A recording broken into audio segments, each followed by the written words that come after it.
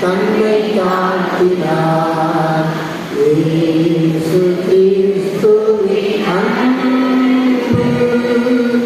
என்றும் மாறாதது. இயேசு கிறிஸ்துவின் மாறக்கிருபை என்றும் குறையாதது.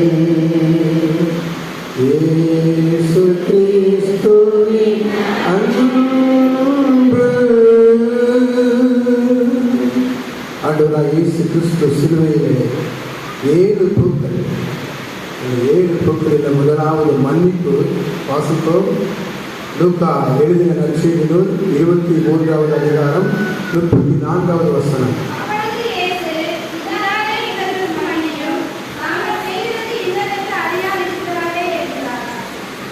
பிதாவே, இவர்களுக்கு மன்னியும், தாங்கள் செய்கிறது இன்னதென்று அறியாதிருக்கிறார்களே.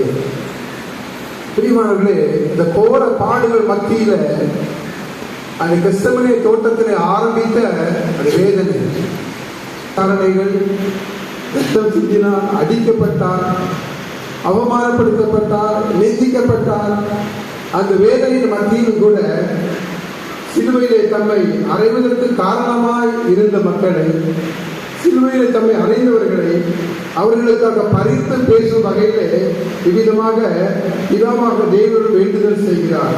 கொடிய வேதனைகள் மத்தியிலும் தம்மை பகைக்கிறவர்களுக்காக இயேசு ஜெபித்த இவ்விதமான கனிந்த ஜெபம் அவருடைய இருதயத்தில் நிறைந்திருந்த மாறாத தெய்வீக அன்பு வார்த்தை வடிவமாக இவ்விதம் வெளிப்பட்டது.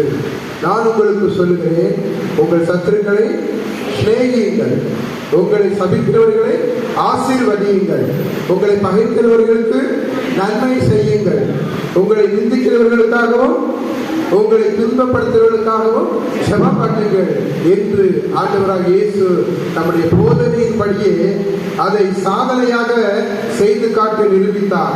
பாவிகளின் மீட்பை உண்டாக்கவே இயேசு இந்த உலகில் வந்தார். பாவிகளை நேசிக்கிறேன் என்று உரைத்த இயேசு தமது நேசத்தை, அன்பை சிலுவையிலே வெளிப்படுத்தினார். எபேசியர் 4ஆம் அதிகாரம் 32வது வசனத்தை வாசிக்கும் பொழுது, ஒருவருக்கொருவர் தயவாயும் மன ஒருக்கமாயும் இருந்து கிறிஸ்துவுக்குள் தேவன் உங்களுக்கு மன்னித்தது போல நீங்களும் ஒருவருக்கொருவர் மன்னியுங்கள். நீங்களும் ஒருவருக்கொருவர்